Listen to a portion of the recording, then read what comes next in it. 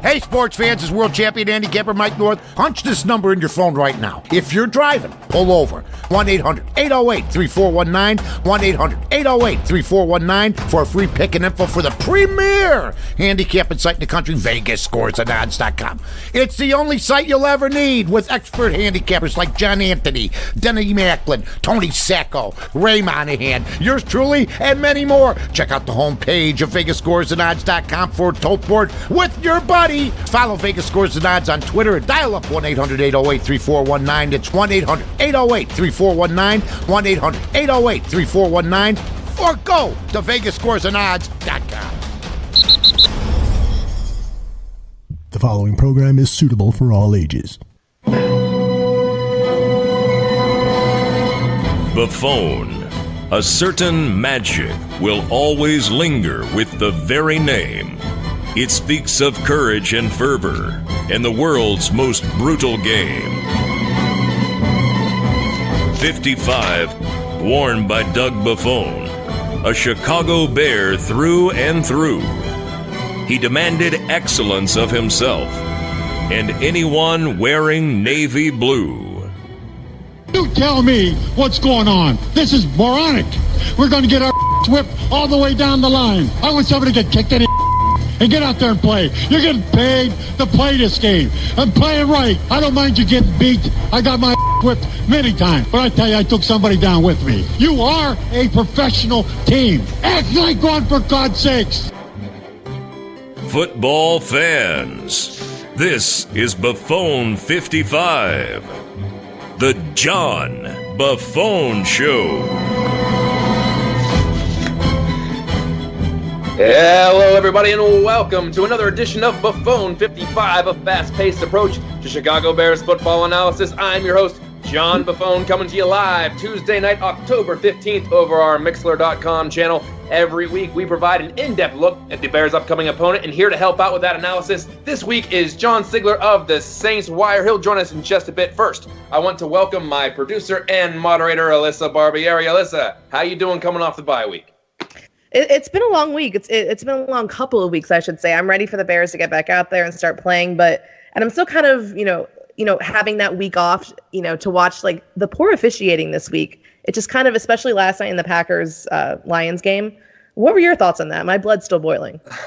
You know what? Obviously I didn't have a dog in the fight. I mean, I like to root for the Packers to lose, but it was awful. And the blatant penalties that were not penalties being called. And I have an issue with people saying, well, if the Lions just would have taken care of business and would have scored instead of kicking field goals, then this wouldn't have been an issue. Since when do you have to win by 14 or 17 points to really, make sure that the officials don't get in your way? I mean, ask Mike North, how many games per week are double-digit spreads? Not a whole lot. So it's hard to win in the NFL. So the fact that people are saying, well, if the Lions you don't let it go into the officials' hands. You take care of your business. And how hard is it to win by 14 points every week? Very difficult. Impossible. So, yeah, it's okay to blame the referees for this. You can't just say, well, if the Lions would have taken care of the business, the Packers wouldn't have got so many breaks. So I hate that. I hate that so much. Something needs to be done.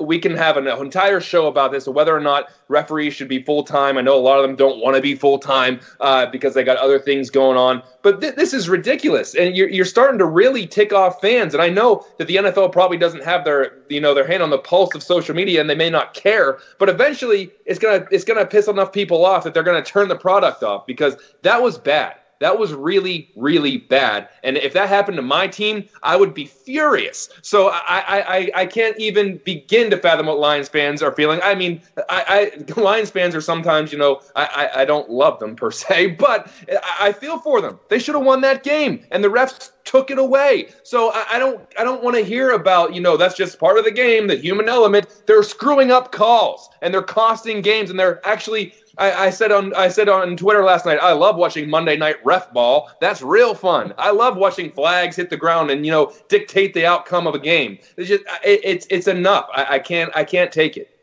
And it especially stings with the fact that it's benefiting the Packers. I mean, oh yeah, how many games have they won this season because they've gotten those calls? I think it was like 3 games this year that they they have 3 wins this year because of these calls. And it's, as a Bears fan and in this NFC North where every win is precious, it's frustrating. And I said this last week, after every impactful play, whether it's a long run, a long pass, anything or a sack or anything that has any kind of impact on the game, you hold your breath because you're just waiting to see the yellow flag on the ground. It's almost like a miracle when something big happens and there's no flags on the ground. I don't want to say it's unwatchable because I'm going to watch it. So I'd be a hypocrite if I said I wasn't going to watch it. But it's becoming a product that isn't very user friendly. It's not very viewer friendly anymore because you're just saying, well, let's see what the refs have in stock for us this week. And so hopefully we don't have any of those calls on Sunday in the Bears-Saints game. So I'm going to tell our new listeners how we've designed our show. Great. So we begin and end the show with 5 questions that you have 55 seconds to respond to. That's John's way of dedicating Buffone 55 to Doug Buffone, his uncle, who played 15 seasons for the Chicago Bears and wore number 55. So John, let's get the first 5 in the books, and then we will bring in John. Let's do it. So major news from Hallis Hall on Monday as Matt Nagy announces that Kyle Long has been placed on season-ending IR. And it could very well mean that the 2013 first-round pick has seen his last action with the Bears. Your thoughts on the move to IR and what Kyle Long has meant to this organization? 55 seconds are on the clock. Well, I can't say I was surprised. All the credit in the world to Kyle Long for, gutting it out. But it was noticeable that something wasn't right. Let me correct that. It was obvious that numerous things weren't right. He was not moving well. He was getting pushed back. It was just obvious. As for his future, I don't see how they pick up his option for next year. He's a $9.6 million cap hit, and only about $1.5 million of that's going to be dead cap. So this could be the end of the road for Kyle Long. What's kind of sad is that people are debating on whether or not Long was a bust or not, and that seems kind of absurd to me. He was named to the Pro Bowl in each of his first 3 seasons. Yeah, he was put on injured reserve in each of his next 4, but this is a guy who was legitimately the face of the team for a few years. When they were going through the doldrums of the Trestman and early Fox era, Kyle Long was it, man. His career was an absolute success, and he should be respected forever around the Bears organization. So, yeah, it is kind of sad to see him go out like this, but there's absolutely nothing to be ashamed of. Yeah, like you were saying, those first 3 years when Kyle Long was at his best, he was just a complete dominant force. And it's sad, we're remembering, what's happening now, right? What have you done for me lately? And obviously Kyle Long is not the sole reason for this offensive line struggles, which Matt Nagy addressed at his press conference on Monday as well. Asked, what are the problems that have led to the Bears being the 29th team in rushing average at 3.4 yards per attempt? So I'll ask you, John, why is this run game so ineffective? The clock is running. Well, I kind of wish someone would have asked him that question because that would make my job a lot easier. But it looks just like a different line than it was last year. How much of that has to do with, Whitehair going back to guard and James Daniels going to center? I know there are very strong arguments for and against that move. You draft Daniels as a center. You draft Whitehair as a guard. He was inserted at center because of injuries. Remember Hronis Grasu? There's a blast from the past for you if you want to talk about busts. But good guy. But the counter argument is that you're so focused on fitting everyone into their natural position that you're sacrificing effectiveness. Now, I don't know. I don't think there's going to be a change there. That's just my opinion on it. I think they're committed to making this work. And even if it takes a year to gel, they're going to try to make this work. Whitehair obviously isn't going anywhere. He just inked a new deal. Daniels is under contract for another 2 years. So this will either work out well or it's just going to be a pretty regrettable failure. So is that the problem? Maybe. I think we're all just throwing darts at this point trying to diagnose the problem. And the frustrating thing is this is the same offensive line. Obviously, Long is now on IR, but this is the same offensive line that last year they looked pretty well. I mean, obviously the run game, they struggled a little bit. But, you're looking at just it looks like they're completely out of sync. And Long isn't the only problem. They need to find some way. Nagy, I hope, found some way, and Harry Heastand found a way to fix this because, I mean, it's not solely on the offensive line, but, it starts there. And they can really alleviate, the troubles in the passing game and obviously as well as the run game. Yeah, it's an enigma at this point. It's just I'm not sure why because it's the same personnel, the same scheme. Why is it not working as well as it did before? So the Bears now have 3 options to replace Kyle Long at right guard. Veteran Ted Larson, converted defensive lineman Bashad Coward, and he was just signed to the 53-man roster today, Alex Bars. So what's your confidence level now at the position, and what can you tell us of any or all of these players? 55 seconds, start now. Well, there's good news and bad news. The good news is Kyle Long really wasn't playing that well, so it's not like there's a massive hole to address. The bad news is we aren't positive whoever they plug in there is going to be much better. Larson's a viable professional, 10-year vet. He did play a little defense in college. That seems to be our motto here. But then he moved to O-line. But he could be the most mentally ready to step into a full-time starting role. However, Larson's 32 years old. His contract's up after this year. He's not your future. Coward has been a project for the Bears for a couple of years. They had enough confidence in him making that transition from defense to offense. And maybe this is the next step in understanding where he's at. He's only 24 years old, 6'5", 326, looking like he's going to get the start against New Orleans. So we'll see what the kid has. As for Bars, I was a little surprised they didn't bring him up initially. They since have. They activated D lineman Abdullah Anderson. That probably had to do with the Akeem Hicks injury. But remember, Bars turned down a deal with New England to stay in Chicago. So maybe he foresaw something like this happening. Exactly. And I feel like, Bars, it's nice that he's up on the 53rd-man roster now, even though he may not initially be the go-to guy. If Larson's healthy, I feel like they go with him. And if not, Coward gets But thinking back to that Vikings game, I think where that offensive line looked the best, right. Larson started out and then he went out with the knee injury and then Coward came in. So, again, it's not one guy that's going to make this offensive line go, but, we'll see what happens. Someone needs to inject some energy somewhere because they're flat. It might be you. When you come up to your pep. Maybe it's me. Maybe I got it. Hopefully it's the offensive line because I feel like they need it. Yes.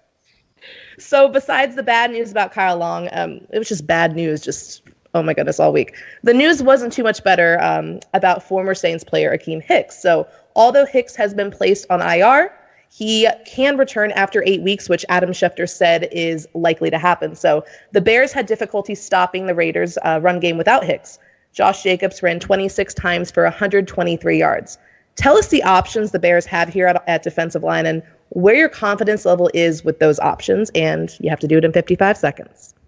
Well, there is good news here outside of, Hicks going on the IR. Bilal Nichols could be back this week, which means the Bears don't have to dig super deep into the depth chart to put together a defensive line. So you have the potential of Eddie Goldman at the nose, Bilal Nichols at one end, and maybe Roy Robinson-Harris potentially at the other end. And, like I said last week, Double RH has been making his presence known this season just a little bit. Had a season-high 4 tackles against Oakland. He's a constant disruptor. I talk about that a lot, and if you're not sure what I mean by that, I'm talking about a guy that can blow up plays or force quarterbacks or running backs out of their comfort zone, forcing players in directions they don't want to go, which, can't be put in a stat book in any way. So you have a line of Goldman, Nichols, and Double RH. There's a lot of NFL teams that would be okay with that. That's pretty formidable. Clearly, there is a smaller margin for injury now. The depth chart is certainly being tested, and you can't replace an Akeem Hicks, but I think the line will be able to hold its own moving forward, and hopefully Hicks is back at some point. Maybe you rotate Nick Williams in there, who's flashed. I think for now, you're just hoping that the injury bug doesn't creep back up. And I keep going back to, I know obviously the Bears defense, the last thought that we have of them is that game in London against the Raiders, but you think back to when Hicks was out and Nichols obviously out against the Vikings and what they were able to do with that pass rush, especially on the defensive line. It's very encouraging moving forward. They're one of the deeper squads in the NFL, but that's definitely being tested right now. So the Bears defense is currently third in the NFL in points allowed per game at 13.8. They only trail the Patriots and the 49ers. But when you lose a Pro Bowler player like Hicks, the old saying is, everyone else needs to step up. Well, who on this defense would you like to see step up? Name one or as many as you can in 55 seconds. Go. Well, I remember not too long ago I was on the Leonard Floyd bandwagon. I was super hyped and said Floyd could potentially have the best season of his career. But in the last 2 games, he's had total tackles. Let me look at 1. Cue the Price is Right letdown noise. Where did he go? He hasn't had a sack since week 1. Come on, Leonard Floyd. This is the time to step up. Get back to what worked against the Packers when you had 2 sacks. Gee whiz, if there was ever a time for Leonard Floyd to get humming, now would be it. But coming off the Oakland game, let's hope the bad tackling was just a jet lag problem. Let's hope this team is no longer covered in Vaseline or baby oil or whatever caused the Bears to somehow slide off everybody they were trying to tackle. So everyone on the defense should step up, or should I say wrap up better this week. Let a 3-yard gain stay a 3-yard gain and not turn into an 8, 9, 10-yard play or even more. That being said, the defense is still really good. I'm not trying to overreact because they didn't look particularly good against the Raiders in a game 4,000 miles away from home. Let's see how this week goes. This is going to be a really good test to see where they're at. That being said, I would like to welcome our guest tonight, John Sigler of the Saints Wire, to the show. John, glad to have you aboard. How you doing? Oh, doing great, guys. Thanks for having me on the show. I got to say, I was kind of having a flashback here after the NFC title game, the way you guys talked about the officiating from Monday night earlier. A lot of mistakes we saw that really resounded and kind of made me think back to last January and a lot of what was being discussed amongst Saints fans down here in Louisiana and the Gulf South at large. Yeah, I was gonna say you probably are empathetic to that more than anybody. With the people down there in the bayou, they definitely understand everybody's frustration about about the referee situation. But you know what? I want to jump into the Saints that we want to understand. It was kind of a know thy enemy kind of thing here. So let's just jump right into it. You know, the Saints, they've won 4 straight since Drew Brees' thumb injury, and in part they've done it with a pretty good quarterback play out of Teddy Bridgewater, a 7-2 touchdown to interception ratio. That's not bad for the former first rounder. So what's your analysis on Teddy Bridgewater? What is he doing well, and what are some of the things that, you know, he just can't do, or he can't do what Drew Brees does? So far, Teddy has done a really good job of just staying out of the way and not making mistakes, kind of taking what the defense is willing to give him, and when the look is there, taking a deep shot downfield. He is a very accurate quarterback. He has an issue with throwing the ball a little high. That's very consistent with him. I don't know if he's being a little overcautious, trying to put the ball where only his guy can make a play on it, but it is an issue that pops up a lot, especially when the field gets condensed they're in the red zone. The Saints have been talking him up for a while now as this starting quality quarterback, guy who stays cool in the huddle, manages things, doesn't really get rattled, and that's what we've seen. I mean, he stood tall in the face of pressure. He's one of the highest-rated QBs against the blitz right now, and he looks the part as somebody who can play in this league. Now, in your opinion, obviously nobody has a crystal ball and can predict the future. Do you think that he is the heir apparent to Drew Brees, or is Drew maybe going to be there for another 4 or 5 years? I think there's a very realistic chance of that. I mean, Teddy, he's only 25, 26 years old. Brees, even before the thumb issue, just his whole demeanor had really changed over the last few years. I mean, a couple of years ago, he was, pounding his chest and saying, "Oh yeah, I'll play till I'm 45," and now it's a lot more, well, let's kind of wait and see. And now he's been rehabbing his thumb for a few weeks already, and I think there's very much a scenario at play where Teddy ends up being the guy, if not next year, then within 2 or 3 years, totally. And that's maybe why he turned down some of those gigs in Miami, where he kind of saw a passageway to being the starter in New Orleans instead. So it could be a bright future for Teddy Bridgewater in New Orleans. I want to stay on the offensive side of the ball, but I want to talk about Alvin Kamara. What's the latest on his knee? We kind of understand he practiced very little before Sunday's win over Jacksonville, but he also tweaked that knee during the game. If he doesn't play or has limited snaps, what have you seen out of the rest of the running back core that proves that they can be effective? Yeah, AK's status is kind of odd. He had an ankle issue going into the game, missed a day and a half of practice leading up to it, and then early in the first quarter, a defensive tackle falls on his knee, and it starts swelling up the rest of the day. Now, he did stay in the game. He did finish it out, so it's not like this is a season-threatening injury or anything major by no means. That said, the Saints are very carefully guarding with their information on injury status, so we won't find anything out until the injury report comes out tomorrow for sure. But if AK does miss some time, look for the Saints to devote a lot of touches to Latavius Murray. He's a guy that you Bears fans would probably be more familiar with than me, honestly, because he played for the Minnesota Vikings the last few years. He had probably his best game as a Saint against the Jaguars on Sunday. I believe he had 79 yards from scrimmage. He had a 42-yard touchdown called back by kind of a weak holding penalty, but it is what it is. So he showed some of that big playability that the Saints were very excited about when they signed him, and he looks like somebody who is very confident in his role within the offense. So I think they could totally rely on him for a week or two. Outside of him, they've got Dwayne Washington. He's kind of a special teamer more than anything else, but he is on the active roster. What's interesting is on the practice squad, they've got a Taquan Mizzell. He's a former Bears receiver and running back, incidentally, and he's someone who kind of fits the Alvin Kamara mold of being this passing down specialist. So he's someone they could call up in the pinch if Kamara can't go for here in the near future. But as of right now, I don't think there's any reason to suspect that he's going to miss this game. Bears fans would love nothing more than to see Taquan Mizell on the other end of a football game. Let's stick with that rushing attack. They're averaging they're the 19th ranked in the NFL in total rushing yards. What's your thinking on the Saints' run game against the Bears, who have been very stout against the run? Might we see more emphasis on Sean Payton kind of going to the passing game, short swing passes, or is he kind of committed to making sure that you can establish a run game? Payton is very interesting because he doesn't necessarily count strictly running plays whenever he's looking at how balanced the offensive attack is. He's one of these coaches who views those little 4-yard routes into the flat as kind of extended handoffs where you're still controlling the clock, you're still having that very efficient connection from the quarterback to the running back, and that's something that he likes to do to stretch the field out horizontally and kind of keep the defense on their heels a little bit. So even if the Bears are able to smother the Saints running game a little bit, I do think they'll still try and be effective getting and passing to the running backs, passing to the fullbacks, even doing whatever they can to keep the Bears flat-footed a little bit and just try and make life easier for Teddy Bridgewater. Now, if you look at the passing attack, wide receiver Michael Thomas leads the Saints in targets with 67. Kamara is next with 39, and then no one else has more than 27 after that. Given those numbers, is it fair to conclude that Bridgewater kind of has an emphasis on getting the ball to Thomas and Kamara? And if Kamara can't play, who might we see kind of gobble up some more of those targets? Yeah, so the receiving show has been Michael Thomas and nobody else, pretty much.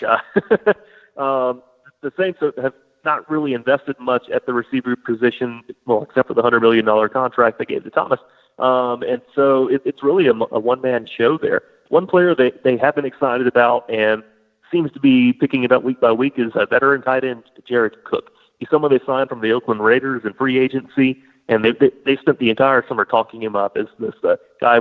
He's going to reopen the Jimmy Graham part of the playbook that we haven't used in 5 years. Jared Cook, he's going to live down the seam. He's going to just add a whole new dimension to the offense. Well, he started out pretty slow. He had a bunch of drops, a bunch of timing issues. He was hurt for a stretch in training camp, and so he was a little rusty to start the season. But he has turned the corner here lately. Cook has caught 7 of his last 9 passes over the last 2 games.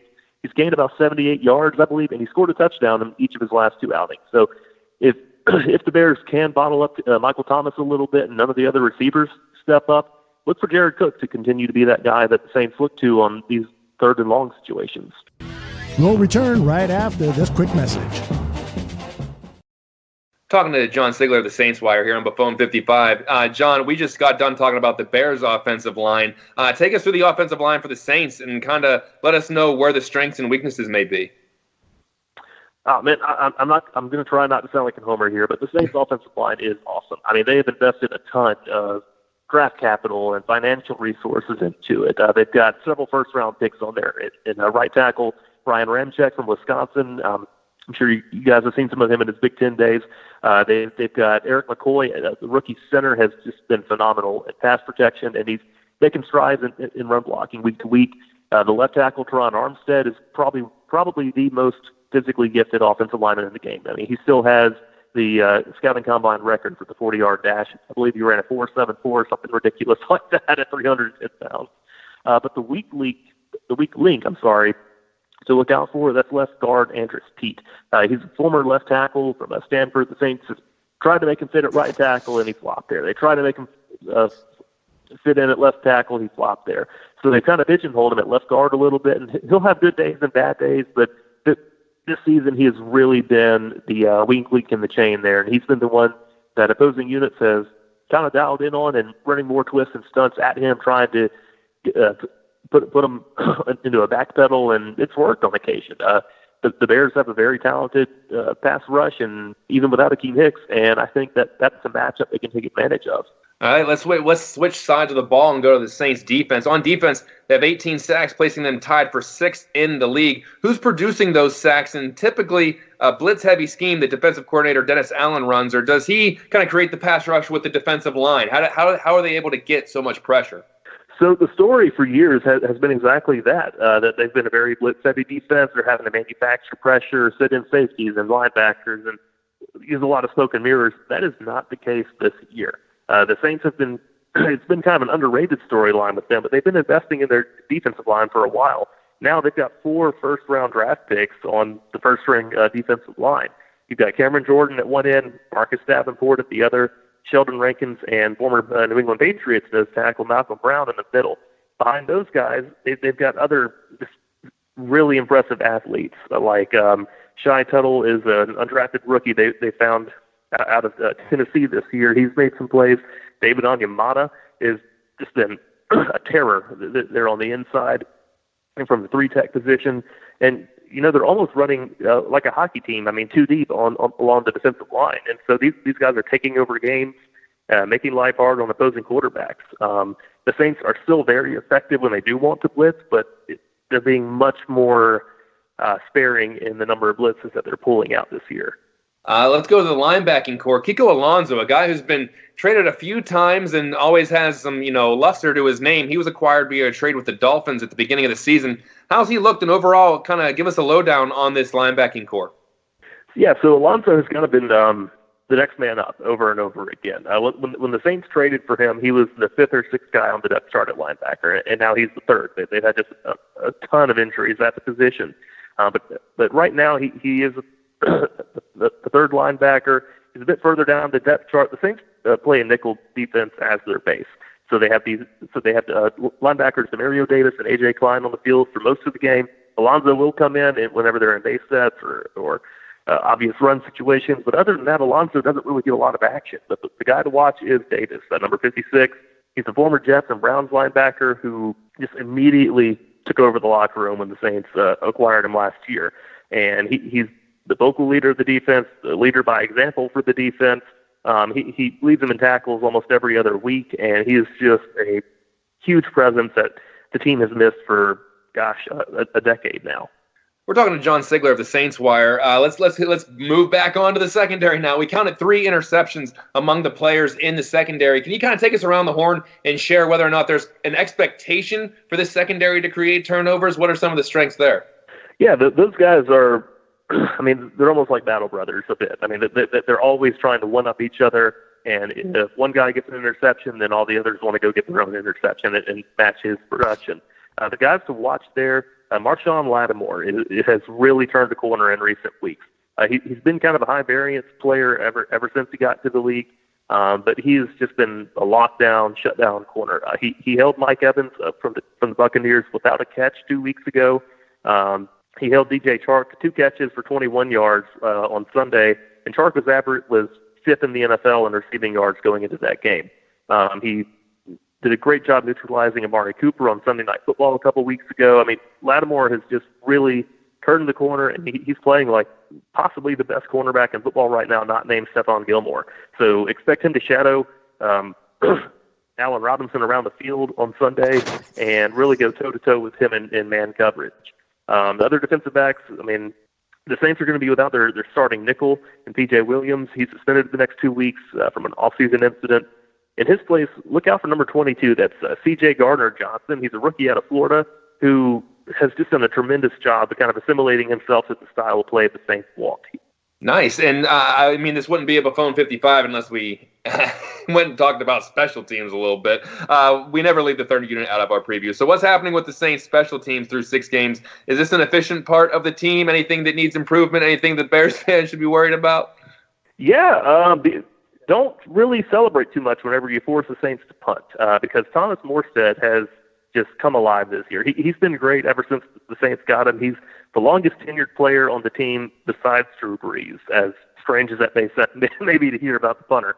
But Morstead, he punted 6 times against the Jaguars on Sunday, and 5 of those punts fell within their own 20-yard line. He's just excellent at these coffin corner punts, setting up offenses deep in their own territory. He's a terror out there.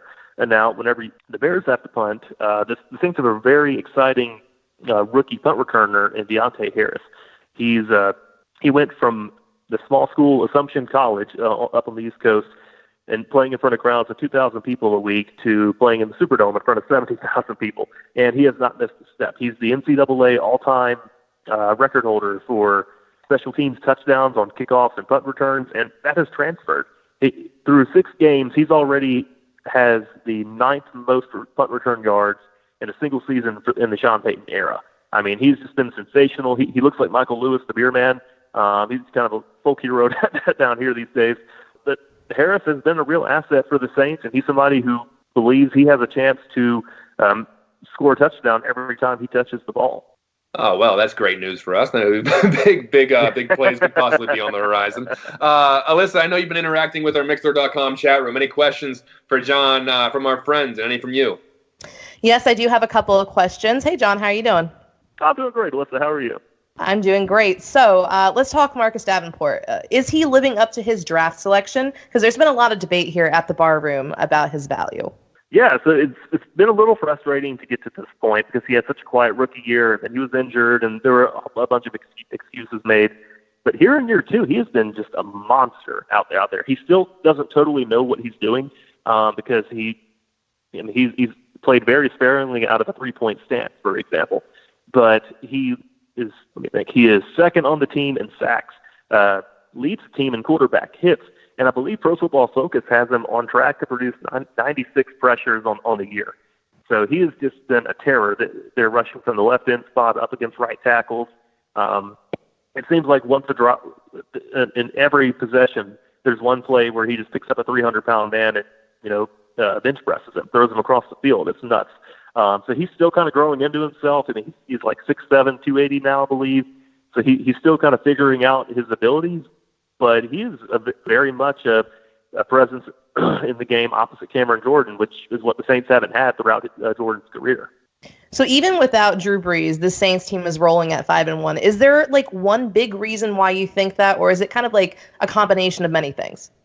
I think it's a combination of a few factors. So they're playing great complementary football. The defense is getting off the field on 3rd down. The special teams unit is putting the offense and special teams in great position, and the offense is avoiding mistakes, avoiding turnovers, and trying to make the most of their scoring opportunities. Now, it's been kind of hairy at times. They've played some very close games. They've had a bunch of one-score games here recently, but they found a formula that works for them, and so far they're just kind of proceeding with business as usual. What do you think would be the biggest weakness on this team? How can the Bears attack the Saints and come away with a win? Find a way to put the game on Teddy Bridgewater's shoulders. Make him have to come back from behind. Go up a score or two on him. Pressure him.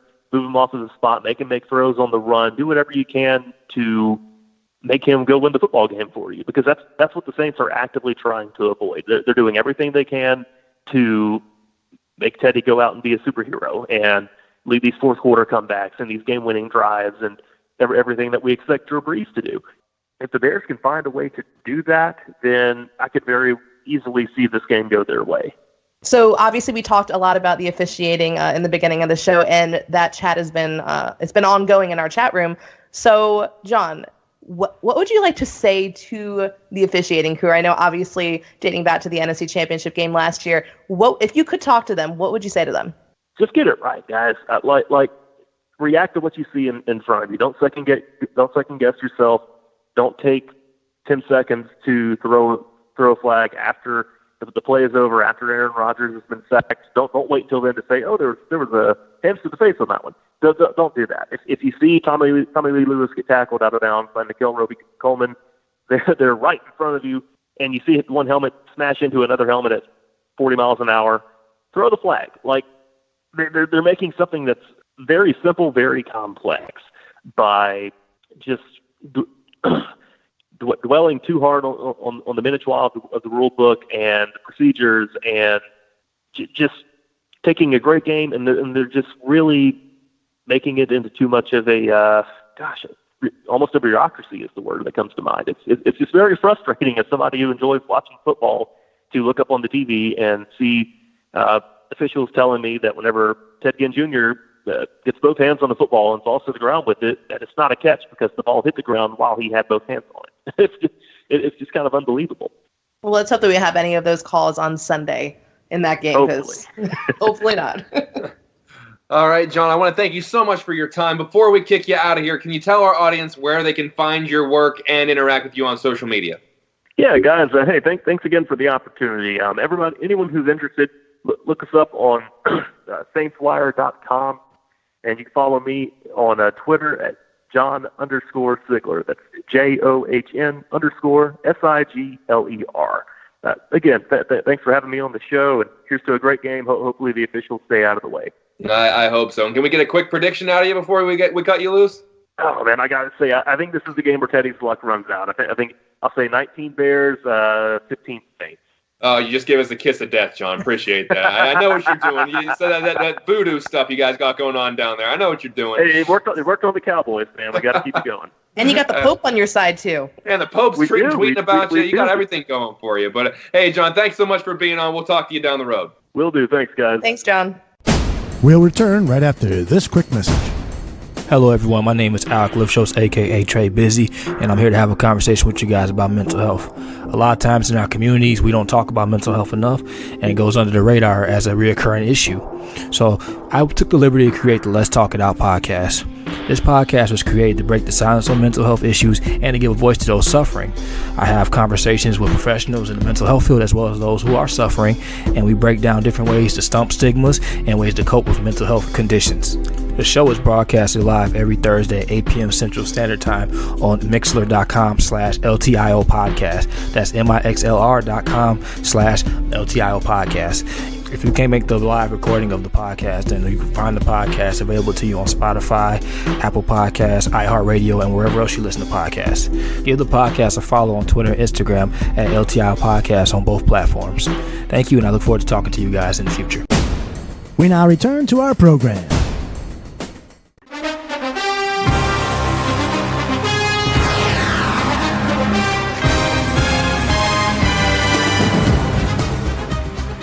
Okay, John, that music signals one thing. It is time for the second half of our B55 question. So let's get right into it. On Monday, Matt Nagy was asked what conclusions he came up with after self-scouting himself during the bye as he self-scouted himself. So he responded this way. As the leader, everything starts with me, right? So with these players, with the coaches, it all begins there. I want to make sure that my personality and who I am never gets affected and never changes. And we talked about it. There's a lot of things that have gone on this year in the first 5 weeks of the season that didn't really necessarily happen last year in the first season. So for me, I got to step back and look at the 30,000-foot view for me as to where am I at right now and how can I help make my part. Make us better.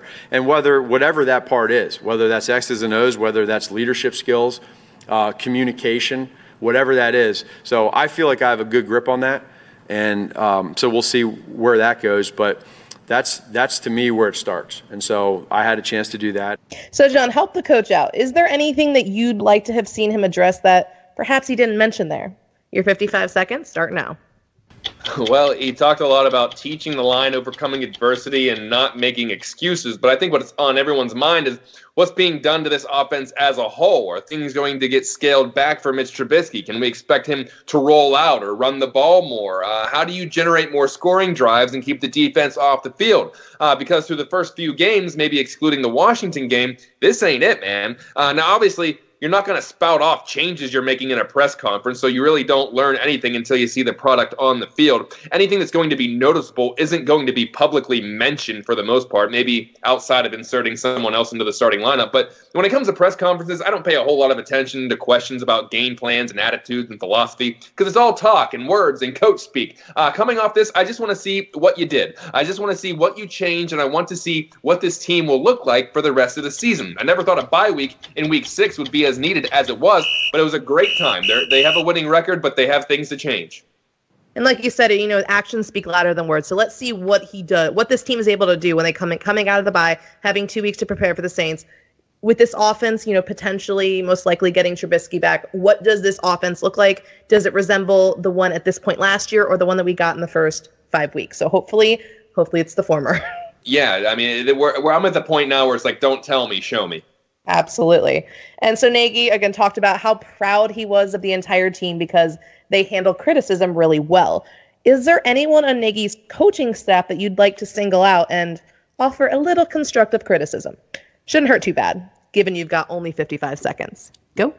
I'm going to go Harry Eisen kind of sticks out. The criticism was well stated. The offensive line isn't getting the job done. They can't run the ball for beans. Now, that can't be more obvious to anyone than it is to Harry. The guy has been coaching offensive lines for 35 years. He's been coaching offensive lines longer than I've been alive. So you would think if someone's qualified to shore up this line, it's him. But with that treasure trove of knowledge, he needs to figure this out, figure out what you have, diagnose why it's not working, and find a way to make it better. Like I said before, you got to play the cards you're dealt. So the Bears absolutely have to find a way to run the ball. If this run game is stalling out, then you put more pressure on a quarterback position that isn't exactly capable of carrying the entire load right now. And I think that I'm putting that nicely. So I hope Harry looked over this line's film and saw some tendencies. Hopefully he's using this week to turn them into a bunch of crazed dogs ready to bulldoze some running lanes, because this has to be fixed or it's going to be a pretty big concern moving forward. And obviously the current concern does fall on the offense. And I have to agree with you, Stan. This is a big week for him. This is why they brought him in here. And especially looking at the product last year compared with this year. And you're wondering, especially with the same personnel, what happened? Why the drop off? So this bye week, hopefully this gave him enough time and Nagy to, they got to shore up this line. I hope they found the answers, because I got nothing. So the Bears are 3-2 as we go into week 7. Last year, the team was 3-3 after 6 weeks, and then they went on to win 5 in a row. Given that, how much reality, how much of a must-win game is this upcoming match against the Saints? Does your gut say that the Bears can replicate what they did last year if they lose Sunday? 55, go. Well, I'm no Punxsutawney Phil, but I'm going to do some prognosticating here. If they lose Sunday, which I still believe is a very winnable game, let's look over their next 5, which would replicate their success last season. In Week 8, they get the Chargers at home, a team that just lost to a third-string quarterback and an underachieving Steelers team. Then they go on the road to Philly, who I think I have a tryout at cornerback for next week. They made Kirk Cousins look like Joe Montana. Then they host the Lions. Divisional games are always a toss-up, and Detroit is better than we thought, but that's still a winnable game. Then they go on the road against the Rams, a team that just lost 3 straight games and has their own problems going on. Then finally, they host the Giants, a team with a rookie quarterback and questionable offensive weapons outside of Saquon Barkley. So yeah, that's fully possible. Now, last year in that 5-game stretch, they beat the Jets, the Bills, the Lions twice, and the Vikings. So that might have been slightly easier last year, but going into this season, we kept hearing about how hard the Bears' schedule is and how much harder it was than last year. But some of these great teams the Bears have to play aren't playing like world beaters right now. And right now, it does look like their schedule that once seemed like it was going to be incredibly tough is a little bit easier. But then again, any given week in the NFL, you don't know what's going to happen. They can't have a repeat performance with this Raiders game. So hopefully, the schedule does look a little bit easier, but they have to come out strong. It's doable, but again, I'll believe it when I see it. I need to see what they do against the Saints, before even considering them pulling off 5 straight with that schedule. Yeah, and I'm sure the other teams are looking at the Bears not as harshly as they were before, because they see there's some holes in the armor there. So I'm sure the other teams are looking at the Bears and thinking, well, maybe that won't be as tough as we thought. So it goes both ways. Absolutely. So taking a look at the matchups against the Saints. So what makes you feel good and what gives you some concern? You've got 55 seconds. Well, a few things are looking like potential good matchups. The Saints are the 14th best run defense, giving up about 102 yards per game on the ground. Maybe this is a good launching point for a refreshed Chicago offensive line. Also, they're 19th in the league in rushing offense, only have 2 rushing TDs. That's also how many the Bears have. But it's possible that the Bears could make the Saints one-dimensional and can possibly create some turnovers, especially if Kamara's not in there. What I don't like, take everything I just said and basically reverse it, because I'm sure the Saints see the Bears' abysmal rushing numbers and believe that they can make Trubisky one-dimensional and create turnovers. Now, if Kamara does play, he's a scary matchup problem for anyone if he has the ball in his hands. 33 receptions already. Screen and swing passes can be a killer. But if he doesn't play, that's a huge break for the Bears, which we already kind of talked about. Teddy Bridgewater is crazy efficient, 3 games of 70 or better % completion percentage. He's not going to set the world on fire, that's for sure. But he could nickel and dime the Bears to death if they let him. So kind of going back to week 3 against the Redskins, the offense, the Bears are able to put up 31 points, right? With help from their defense, obviously. Do you think that this is a game or any game like within the next upcoming few games, do you think that this Bears team can put up another 30 points? Well, I think they're going to have to at some point, because you can't expect the defense to just keep everybody under 13 or 16 points every week. Eventually, when you have an offensive-minded coach who is apparently supposed to be able to scheme with the best of them and put personnel into where they're supposed to be, eventually you got to have a game where you score 30 points. This is the NFL. These are professional football players. You're not going to win every game 13-10 or 16-9. It's just not going to happen. So, yeah, in one of these games, you better score 30 points. And sometimes you're going to have to put 30 points up on a good team like the Saints. So this would be a great time coming off the bye week to be able to have 2 weeks to scheme for this team to really show that this was worth that this whole week that you were working hard on that and you made the changes that were necessary. So yeah, I would expect a big offensive production out of this team this week, because they have to show something at some point. And kind of switching over to the defensive side, we talked about Leonard Floyd a little bit. Do you think that, because he's been very quiet, like you said, since that Packers game, we were like, oh, this is a breakout year, look at what he's going to do, and he's been quiet. Do you think that this could be a game where he could get back at it? You hope so. I mean, Leonard Floyd is just kind of unpredictable at points. There's times when I watched him against the Packers, I was so juiced up. He wasn't just using his athleticism, but he looked like a bully. He was using power moves. He was running guys over. But and then he disappeared. I don't know where he went. And so I would love to say that, but am I going to predict that? Absolutely not, because history shows us that probably isn't the case. So I would love to see Leonard Floyd get back on track. He's one of the guys that needs to step up, especially with Hicks out. Obviously, they're different positions, but if he could get some pressure coming around the edge, that would be a big boost. So I would love to say it. I would love to see it. Would I, bet the farm on it? No, I wouldn't.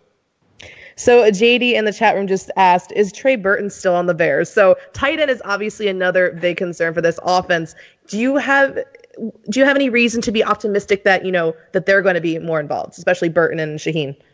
Well, I perked up a little bit when I heard about the O.J. Howard rumors, which I think are just rumors at this point. I don't think there's any truth to that, or maybe there's some grumblings about that, but I don't think that they've progressed any further than just that. But you'd love to see the tight ends get involved, but, we have been saying that since, last year. If history tells us anything in the last 2 seasons, I wouldn't expect all of a sudden Trey Burton to come out like a house on fire with 8 receptions for, 80 yards and a touchdown. Shaheen, I don't know. I mean, he's going further and further down into that disappointment level where it's just like, oh man, we invested a lot in this guy, but he can't stay healthy. And whenever you get that hurt that early in your career, you're not really allowing yourself to progress in the game, especially a kid that had played at a small school, was a basketball player. You got to be on the field to get better, to progress. You're not getting better in the trainer's room. That's not his fault. He's just getting hurt. So you'd hope that he could stay on the field long enough to progress. But no, the tight end position is one of the worst on this team. There's no way getting around that. While tight ends could use a boost, they are not the subject of our Buffone Boost. We learned over social media that Charles Leno got some great news recently. He's going to become a dad. So congrats to him and his wife, Jennifer, from us at Buffone 55. Unfortunately, Charles Leno has been blasted by Bears fans on social media for his play, which has without question failed to match how he played a year ago. Charles needs the Buffone Boost, John. Please let him have it. Charles, hope the bye week treated you well, man. I hope you're able to physically and mentally recharge. I hope you had a solid mindset, kind of a reboost in yourself. Hope you feel good going into this week. I know things haven't been great this year. Hasn't really been great across the line, literally. Look, Chicago fans know how capable you are of playing this position. I assume that's why they're showing some frustration, not with just you, but with the entire team. But your team still has a winning record and a mentally strong core of veterans. Now, you lost one of those guys this week with Kyle Long heading to the injured reserve list. So now this line needs leadership. This line needs you. Now is the time to flip that switch and become the snowplow that's needed to clear lanes when the weather turns cold in Chicago. Everyone is waiting for the breakout moment for this offensive line and for this team. Now is the time. Turn up and bear down. Okay, every week I give you my prediction to the game, and so far I'm 3-2, just like the Bears. So I am really, really intrigued by this game. I cannot wait Maybe it's because I haven't seen the Bears in action for a while, but I want to see what went into this bye week. Call me a homer, call me unrealistic, call me whatever you want. I don't care.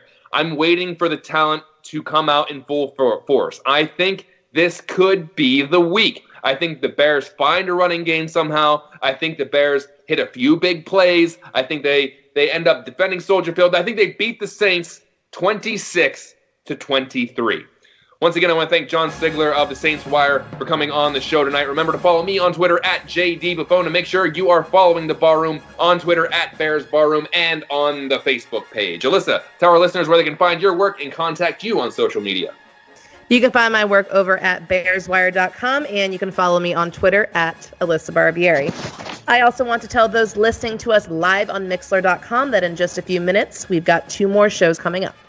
Fantasy Football Goon with Joe Mandel, who is also known as Joey Two Scoops, and John Santucci, a.k.a. The Tooch. They will welcome fantasy football legend Spaceball, and the 3 will get you prepped for week 7. Oh my goodness, I just went back in time. Week 7. I don't want to live through week 6 again. That was a bye week. I don't want to. No. So that's followed by Shy Fans in the Stands with Greg Braggs and Joey Two Scoops. Those 2 shows, along with this one, will be available on podcast format. So make sure you subscribe to the Bears Barroom Radio Network. That's right, and sign up on our Mixler.com channel for email updates on all of our live show. We'd love to have you in our chat room. It's all absolutely free to sign up for. We hope you join us live and interact, and if you listen to us on the podcast, please leave us a review. That helps us out immensely. But that will do it for us tonight, Barflies. We'll see you next week.